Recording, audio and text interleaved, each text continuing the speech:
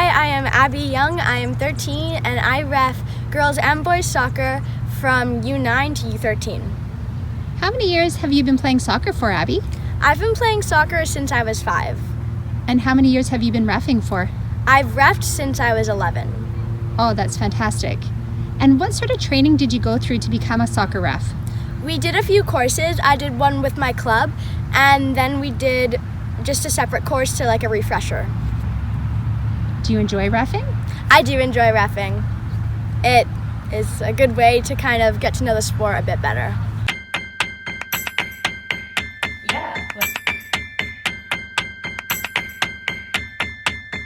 Now what? We go to the source. Find out what it takes to build your dream squad. Hi everyone, coming to you from Hugh Boyd Soccer Pitch. We've all heard about how it's hard to keep referees on board with all of the conflict that they have to deal with. But without referees, we have no sport. So I decided to talk to Abby, who's a soccer referee.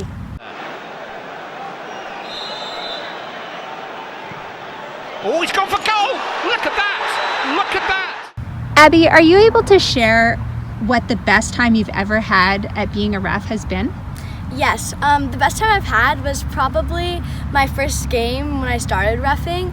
I was super nervous and anxious about going because I didn't want to make any mistakes. So when I got to the pitch, the coaches of the teams were super nice and they told me that I was going to do great because I mentioned it was going to be my first time. And they were really kind and helped me. And they're like, don't worry about making a mistake, just keep playing. And then after the game, the referee directors who assigned the fields, they came to me and shook my hand, told me I did really well. What was the worst time, Abby? There was this one game where I was reffing U12 boys and I made a call in the box. So it was going to be a PK, and what the player did was he played on the ground with his feet, which you're not allowed to do. But it's not a very common rule, so a lot of players and coaches don't know it. But afterward, the coach called me over and I was kind of nervous and confused why he was calling me over because I knew that I made the right call. When he called me over, he was asking me why I made the call and what had happened and why it was a PK, and I explained to him. And he may have not understood it, but I did my best, and if he didn't understand, so be it. And Abby, it sounds like you're really confident in knowing that it's up to you to make that call and not second guessing yourself. Where did you get that confidence from? Well, I think ever since I've been a kid, I haven't really been shy, and I've been really good at making friends, and I really like public speaking and in classes and everything, so I don't really get nervous. And I think in my referee courses that we took, they told us if the coach was being rude to us, we can send him off the field because it's our field and we're controlling the play. Abby, can you tell me about a time where you've had to manage conflict as a referee?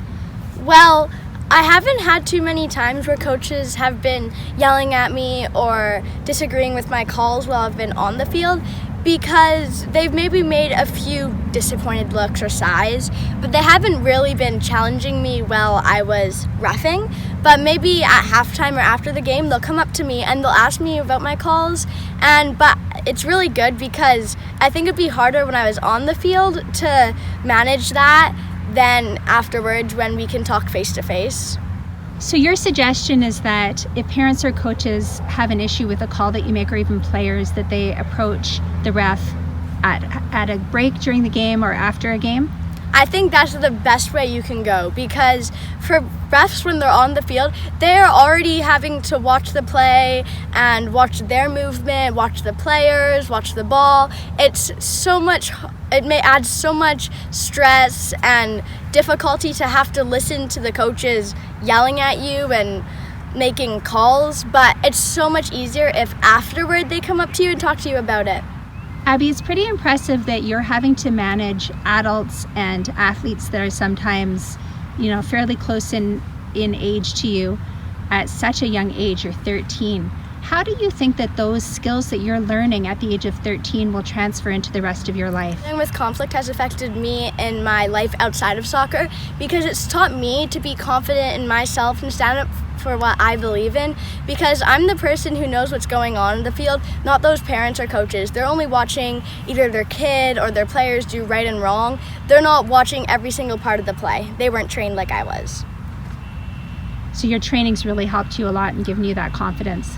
I think it has, because they told me that just to be myself and to stand up for me and for the plays and the calls I'm making, and not to listen to coaches or parents or any players even for that matter. I would have to any players wanting to start being a referee is to always believe in yourself and the calls you make, because you want to, if you don't believe in yourself, who is? Because you need to be confident with the calls you're making and not to listen to anyone that's saying your calls were false.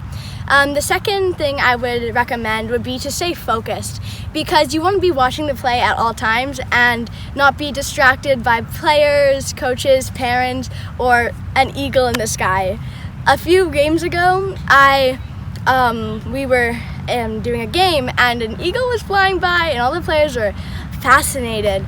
And I looked up and almost got hit with the ball, but I moved out of the way, so it was okay. But I just remember to stay focused and to make sure you're watching the play, the ball, the players, and any fouls that could be happening. And my third tip would be to personalize with the coaches, because it's really good. So during equipment check, you want to be making sure they understand all the rules and you understand all the rules, and that you kind of have a sort of bond. Just, maybe they know now you're confident and you're going to be proud of the calls you make and you're going to stick through with your plan. Thanks, Abby. And I would think, I love your last tip, and I would think that by you going up and making a connection face-to-face with a coach, it would then make it a lot harder for that coach to be disrespectful to you as a referee. Totally, because if you're really showing them that, yeah, I want to be here, I want to demand the play, I want to make this a good experience for everyone. If you make one bad call, they're really still happy with everything else you did, and they're not going to get on your nerve just for doing that one call. Amazing. Thanks, Abby. Thank you. Abby, it's time for What's Your Favorite? Who's your favorite YouTuber? Jenna Marbles. Jenna Marbles. I have to check her out. You should. Who's your favorite athlete? Stephanie LeBlay. She's the goalkeeper for the Canadian national team. And you're a goalkeeper too. Yes, I am. Great role model. Yeah. What's your Subway order? Ooh, Italian herbs and cheese with tuna, lettuce, and cheese. And finally,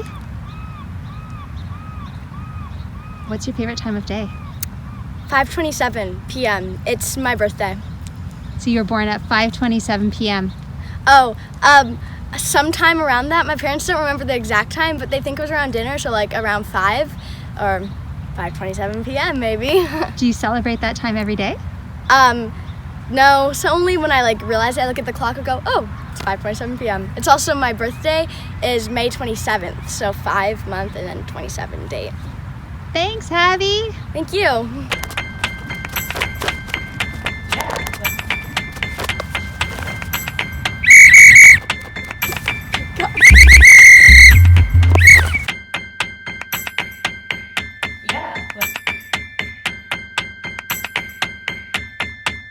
If you like this video, please let me know by liking it below, subscribe, and share it with your squad. Don't forget to comment below with interview requests and topic suggestions.